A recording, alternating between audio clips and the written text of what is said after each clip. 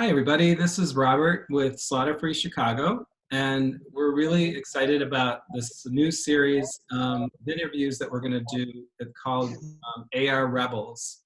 AR Rebels is part of the Red Lettuce Show, and there's more about the Red Lettuce Show in the caption.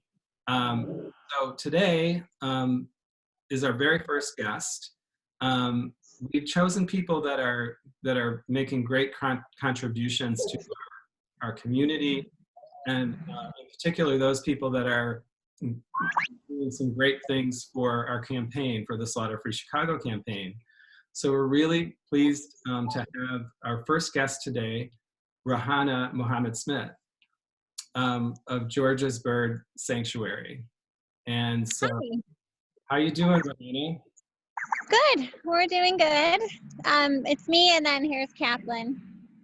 Hey, She's our resident turkey. yeah, she's beautiful. We think she's a Thank you.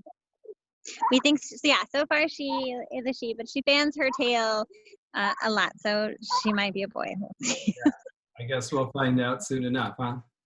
Yeah. Yep. Cool.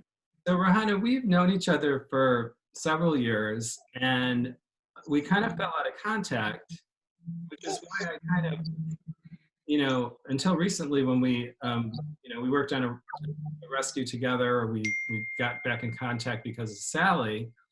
We lost contact for a while, and I was trying to think, I was preparing for this interview, I was trying to think about how we met, when we met, and what is your recollection of that? So it was 2013 when I had my first chicken. So actually, when I was a licensed wildlife rehabilitator in Wisconsin, and in 2010 or 11, I released a bunch of baby squirrels at some guy's house. He brought me the baby squirrels when they were really little, and when they were ready to go, I released them there. And he had a pet chicken named Gertrude. And he introduced me to her, and I was like, oh my gosh, I didn't know chickens were so cool. Right. And at that point, I just really wanted one. So in 2013, I had the chance to live with one. She was the love of my life. Her name was George. Sometimes I called her Georgia, so that's the name of our sanctuary. Yeah. And I was doing a lot of research because I didn't know a lot about them. I wanted to rescue them. I wanted to be a part of anything good to do with chickens. So somebody had mentioned Free From Harm and said, there's this guy, Robert, who does a lot for chickens. And so I was like, okay. So I emailed you, and then you called me, and we talked for a good half an hour about chickens and it's a group called Vegans with Chickens. And so that was it. And then we met a couple times at some of the different fairs, festivals, vegan fests. Right. So. And that was 2013. Yeah. Right? Yeah. Yep. Yeah. Awesome. So it's been years. Yeah. Oh yeah. Tell us a little bit about how you got started with the sanctuary. Well, I told you about George. She was my baby, and I kind of based my life around her. So whatever she wanted, she got. She was the queen. She was like the head of our household. So I thought I wanted to rescue more of them. So I heard about Coparos, which is this horrific religious ceremony that goes on every September, October, and I think it's Orthodox Jewish, and they use these chickens to atone for people's sins. They will grab them by the wings and they'll spin them over the heads of sinners to atone for the sins, and then they slaughter them right there in the street. So it was like the worst thing I had ever heard. So somebody reached out to me, asked me if I wanted to rescue one. I said yes. And at that point, I had 2 chickens. And then I thought, I really want to do this. So I want to get a farm one day and, have a bunch of them. And then I met my future husband. Very lucky to have done that. And right away, we got married pretty much right away and bought the farm. So So Right. then we started the sanctuary like the same month that we moved here. Ah, what a sweet story. Yeah. Yeah. Um, so you recently took in a rescued hen named Sally from a live bird slaughterhouse in Chicago that we've actually been trying to shut down, one of them, Yeah. Chicago Live Mhm. Poultry. They recently had their license suspended on April 22nd, and Mhm. we're happy to say that we just got some media coverage on it today. So we're thrilled about that. And so how is Sally doing? How is she, She's and like, how is she she's good. friends, and how is she assimilating with the flock? She's really good. So at first, when I fell for her like I do every single chicken. So I wanted her to be a house chicken. But we moved her out to the barn because I knew that she would enjoy like some of the other chickens. But she would follow me around everywhere. So she was very social. But she laid an egg a day. And some of our hens do, but some of them are implanted. So we'll talk about that in a second. But her eggs were huge, and I actually got a video of her laying an egg, and it was so big. And those were her eggs every day. So Hmm. knowing that she's a red star, she's a breed, an industrial breed that is meant to lay eggs every single day, like over 300 eggs a year. Right. And they get all kinds of problems. So they have reproductive problems from egg peritonitis to ovarian cancer. And so we implanted her just last month, actually. And the implant stops them from laying eggs, and it prevents reproductive cancers. It helps to prevent reproductive cancer, and it helps to prevent egg peritonitis, binding, and all of those other issues. So when she has to get that every 3 months, Okay. and for the rest of her life, to stop her from laying. But she will live a long, happy life because of that. So, but right after the implant, they molt.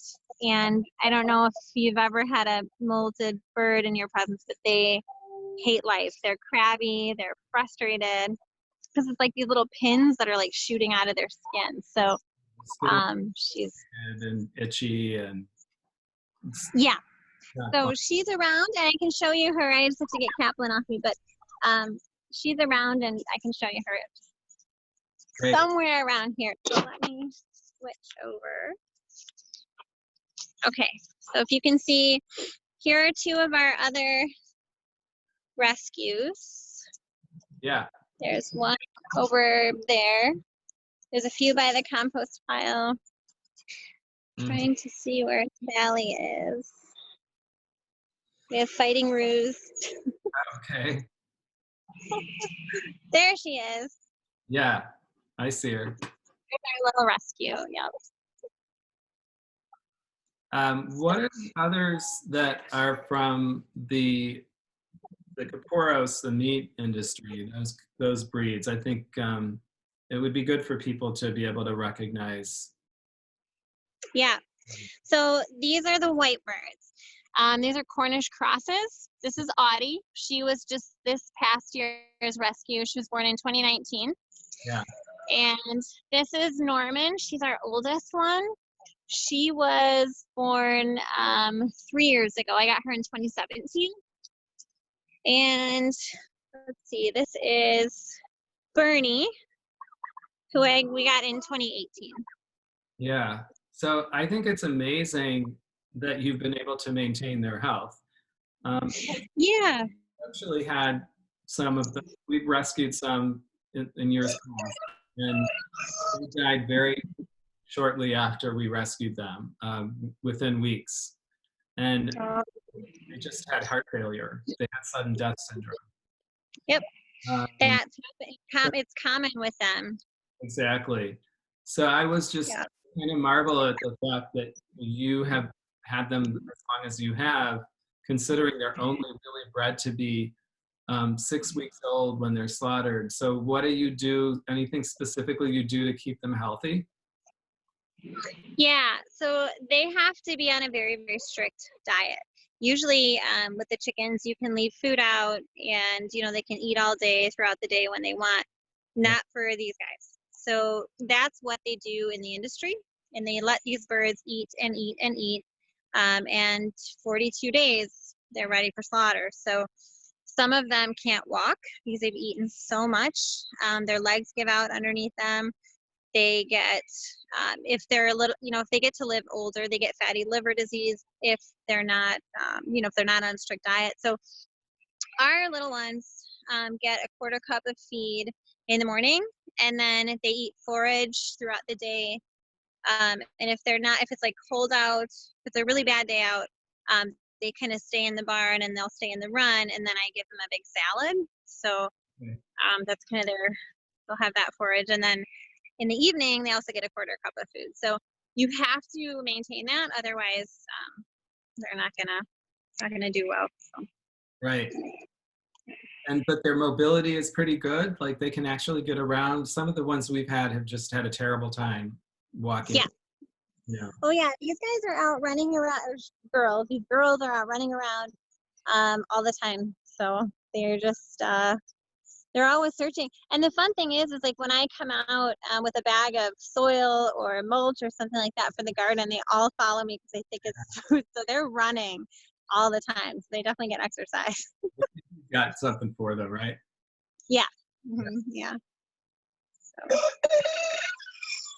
Perfect timing. Yes. Good segue, actually. The crow is a great segue into kind of changing the subject a little bit and asking you how you kind of what drew you to the Slaughter Free Chicago campaign, and was it certain people or just that you heard about it, or? Yeah, so we actually, I knew of Free From Harm, but I didn't know about Slaughter Free Chicago until Sally, actually. And then when one of our friends, our board members, rescued Sally, then I think it was on Slaughter Free Chicago's page, and then I think you contacted me and asked me about Sally. And then I was like, oh my gosh, it was very cool because I had no idea that there was a whole campaign going on. So that was pretty great. Yeah. So, well, good. I'm so glad we were able to reconnect. And Yeah. hope that, we hope that we can educate people, and part of why I reached out to you again was just how important it is to be able to tell the whole story. Like, Yeah. educate people about the industry and the slaughterhouses and expose what they do, to be able to then show who the victims are and what they are like when we can give them a different life, and what they become. That's such a that's such a magnificent gift to be able to learn about that, and so important for the public to be able to do that. So what you do is a great honor, the work that you do. Thank you. I mean, they're a big deal to us. These guys mean the world to me. In fact, I'll show you.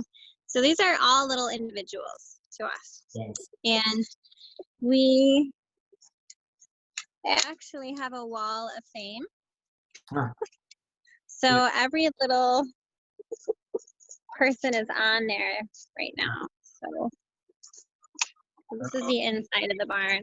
So the Cornishes, here's their pen that they have to be separated while they eat. So Wow, nice digs. yeah. So each little bird has their own card. Right. And they are their names are there, their picture, their rescue date, and then their breed. So that's a great way to keep track to people. Yeah, it definitely, and it was more for like volunteers, but it's just to show that like they're, I don't know, they're each a little person, and Exactly. So we love them. Is there anything that you'd like to tell people in terms of how they can contact you or support Georgia's Place, or anything else? Yeah, we so we run off of our own paychecks. and donations, and that's it. So, and we don't, because we're so new, relatively new, and this 501c3 is new to us. So we just applied. We just basically got it, just the end of last year. And so we're still kind of trying to find a way to get our name out there and be able to raise money, to support all the birds and be able to, we're going to build a Cornish enclosure at some point, which is what we would like to take in more cobras. So either hens and roosters. Yeah. And, but as far as, we have a Patreon page. We have, I don't know if you could link that somehow. We have that. We have our website. We have on our Facebook page, we have a wish list, an Amazon wish list. And we have, what else do we have? I think that's it. And then we have we're on, so if people wanted to do birthday fundraisers, we're on Facebook for that. You can just look up the nonprofit of your choice, and then just look up George's Place, and then we will get those funds too, which is really nice. So. Yeah. I'll make sure to post your website link and some of the other links. Thank you. Of the post on Facebook. And thank you so much for coming on today. Yeah, it was really neat. So thank you for having me. You're welcome. Take care and stay safe. You too. And my love. Bye. Will do. Bye-bye. Bye.